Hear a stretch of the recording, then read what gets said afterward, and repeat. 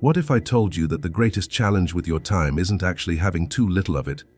What if the real reason you constantly feel drained, behind, or like you're never accomplishing enough has absolutely nothing to do with a lack of willpower? There is a deception that the modern world has embedded deep in your mind, a lie so widely accepted, so endlessly repeated, that most people will go to their graves never once questioning it.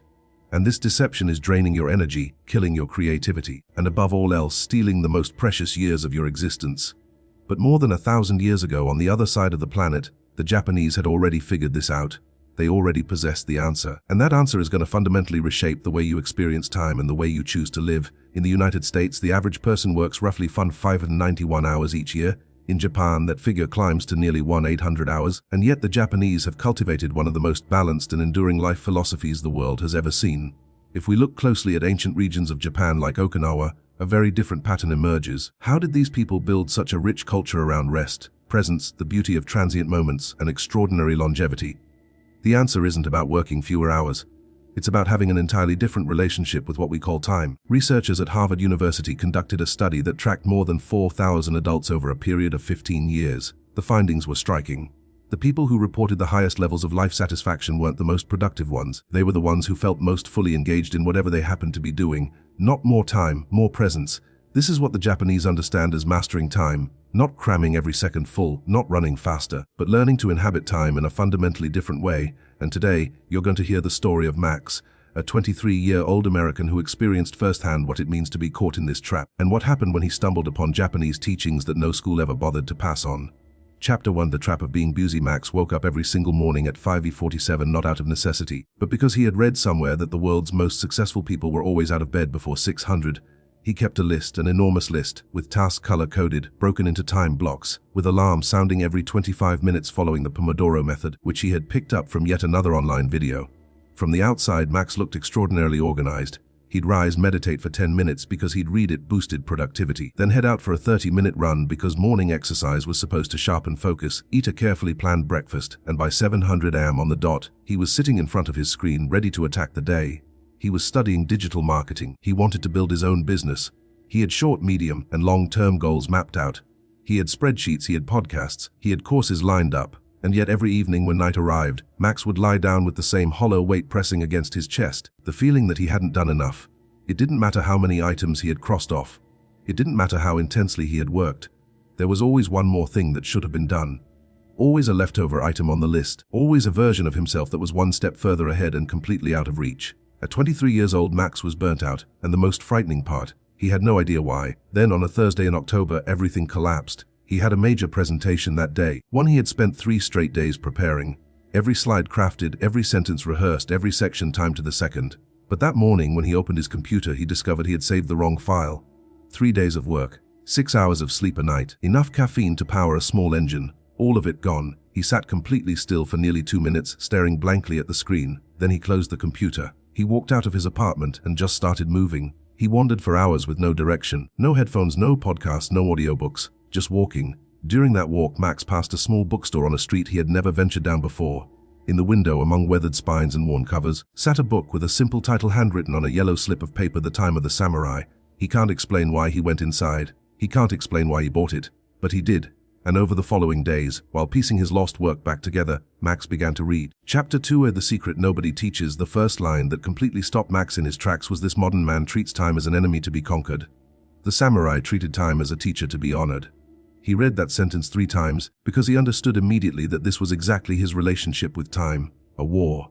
Every day was a battle to outrun the clock, to do more, consume more, produce more, and wars, by their very nature, exhaust those who fight them. The book then introduced a concept Max had never encountered. Ma has no clean translation into English or any Western language. It's often rendered as space or pause, but neither word truly captures its depth. Mo is the interval. It is the silence between musical notes that gives a melody its meaning.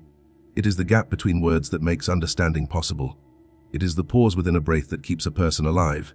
For the Japanese, Ma does not represent the absence of something. Ma is something. It is a presence in its own right. And then the book said something that completely upended Max's worldview. A schedule without Ma is not productivity.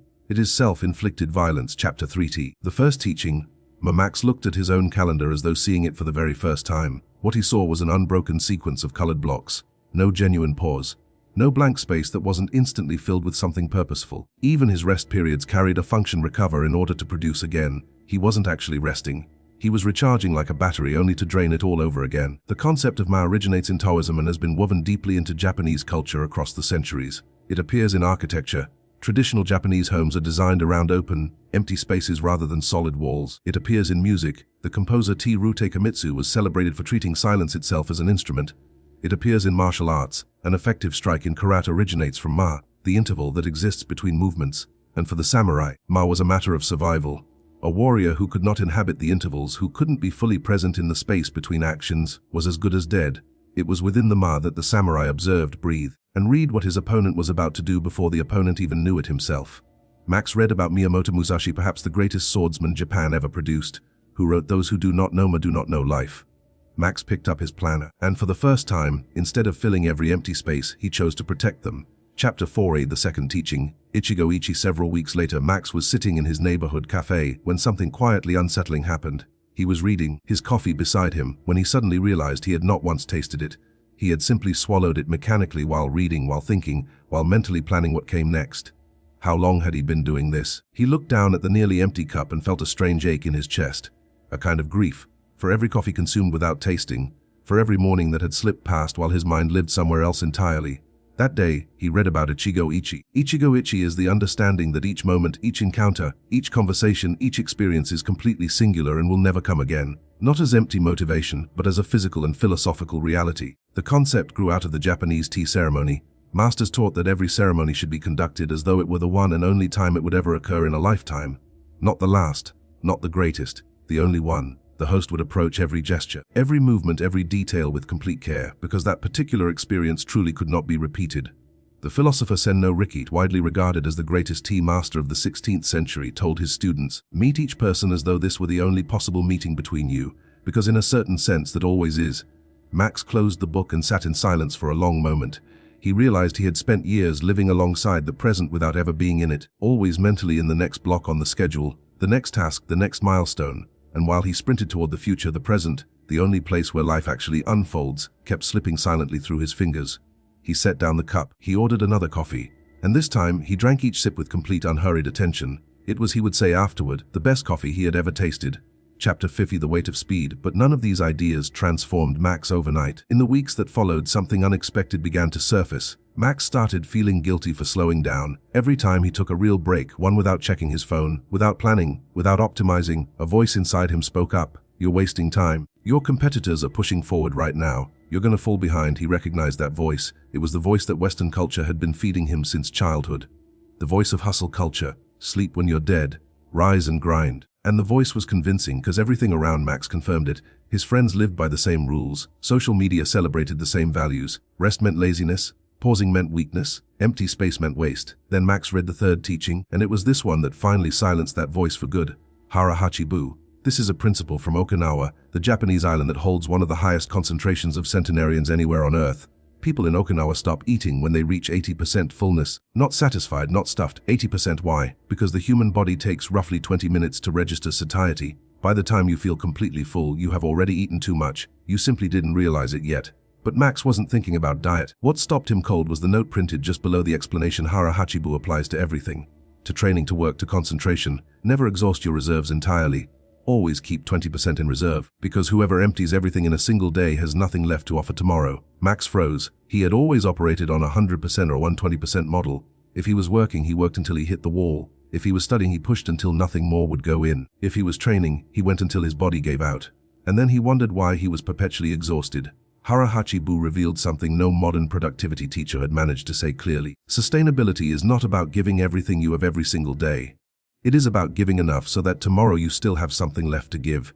And what Max was discovering in those yellowed pages, modern science was simultaneously confirming in laboratories. Neuroscientist Matthew Walker, author of Why We Sleep, documented across decades of research something that hustle culture had always preferred to ignore. The human brain does not operate linearly. It moves in cycles. Periods of apparent inactivity, rest, wandering thought, and empty space are biologically necessary for memory consolidation, creative connection, and sound decision-making. In other words, the mother that the Japanese had practiced for centuries is, neurologically speaking, when the brain performs its most essential work. Psychologist Ellen Langer of Harvard University, who has dedicated her career to the study of mindfulness, found that people trained to give their complete attention to what they are doing in the present moment experience not only greater satisfaction but measurably stronger performance on complex tasks. Ichigo Ichie wasn't mysticism. It was neuroscience, and a study published in the Journal of Occupational Health Psychology followed workers at Japanese companies that applied Hara Hachi principles to their workday. Those workers experienced on average 34% fewer cases of burnout and maintained high performance over significantly longer stretches than colleagues who consistently pushed themselves to their limits. Max read through the data and felt something he hadn't felt in years: relief, as though someone had finally given him permission to simply be human. Chapter 6e, the fourth teaching. There was a fourth lesson in the book, and Max almost skipped it. It sat in the second to last chapter, and the title was plain: Shizen and Mono no Aware. He already had more to process than he could hold. 3 principles that were already reshaping the architecture of his thinking. But something kept him reading, and it was this lesson that changed everything at once. Shizen means naturalness. Rooted in Taoism and deeply absorbed into Japanese philosophy, Shizen in the context of time means aligning your actions with your natural rhythms rather than forcing output against them. The Tao Te Ching says a wise person does not struggle against the river. They learn where the river flows. The samurai studied natural cycles with the same seriousness they applied to swordsmanship. They understood that there were hours of sharp clarity and hours of mental fog, moments of strength and moments of depletion, and that trying to perform at full capacity during the wrong moments was not dedication. It was foolishness. Max began to see it clearly. There were stretches of his day when his mind was luminous, creative, focused and fast. And there were other stretches when every sentence came out wrong and every choice felt misguided. And what had he always done during those difficult stretches? Pushed harder, poured in more caffeine, applied more pressure. Shizen said stop, but it was Mono no Aware that finally brought Max to sit down on his apartment floor and think deeply about his life. Mono no Aware is one of the most profound and untranslatable concepts in all of Japanese culture. Loosely rendered as the gentle melancholy of things or the bittersweet awareness of impermanence, it describes the particular feeling that arises when you truly understand that each moment is singular precisely because it will not last. The cherry blossom, the famous sakura, is the ultimate expression of this idea. The Japanese do not celebrate it in spite of the fact that it only blooms for a few days. They celebrate it because of that. The beauty of the sakura cannot be separated from its brevity. The book ended with a sentence that Max underlined 3 times. The man who does not notice time passing never learns to value it. The man who notices too acutely is paralyzed by dread. The wise man notices bows to it and then lives with quiet urgency. Quiet urgency. Not the frantic, grinding urgency Max had always known. Not the kind that left his eyes burning at 2 a.m. staring at a glowing screen, but an urgency born from love. Love for this moment which exists right now and will not exist again in quite the same way. And in that moment, Max understood. It was never about doing more. It was about being fully present in what you do. It was never about controlling every second. It was about truly inhabiting each one. It was never about winning against time. It was about becoming one with it. Chapter 7, Max's transformation. Over the months that followed, Max made simple changes. Not dramatic, not sweeping. Simple.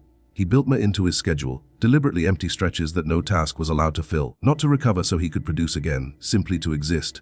To think without a destination, to let silence be silence. He began practicing Ichigo Ichie in conversations, most of all with his mother, who called every week and whom he had always half answered with one eye on the screen. He started stopping everything when she called. Truly listening. It was during one of those conversations that she shared a story from his childhood he had never heard before. A story that made him laugh for several long minutes. He applied Hara Hachi to his work, stepping away while he still had roughly 20% of his energy remaining rather than when he'd hit the floor.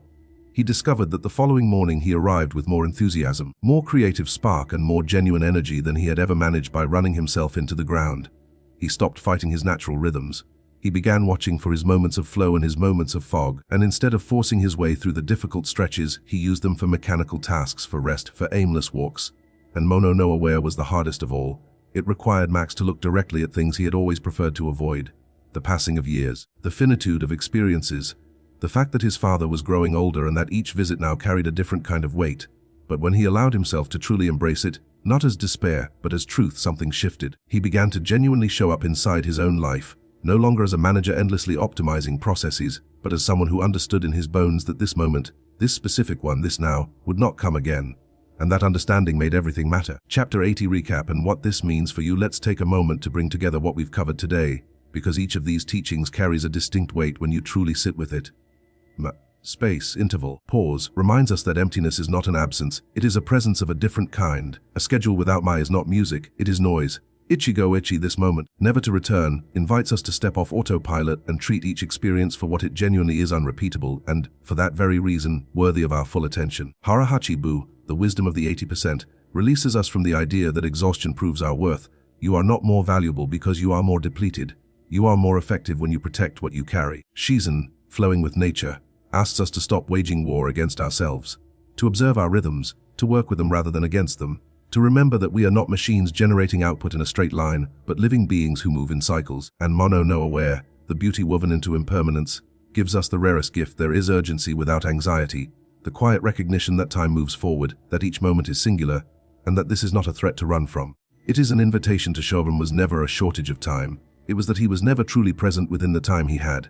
And perhaps that is your problem too, not a lack of time, not a lack of discipline, not a lack of planning, but a lack of presence. A lack of a lack of Ichigo Ichie, a lack of the wisdom to know when to stop, when to ease up, when to simply be. The Japanese samurai, with all their battles and codes and burdens, understood something that most of us spend an entire lifetime trying to learn. But you can learn to inhabit it, and inhabiting time, truly inhabiting it, begins with a choice. A choice available to you right now, in this very moment. The choice to stop fleeing the present in pursuit of a future that, when it finally arrives, you will also want to escape. The choice to be here, completely here.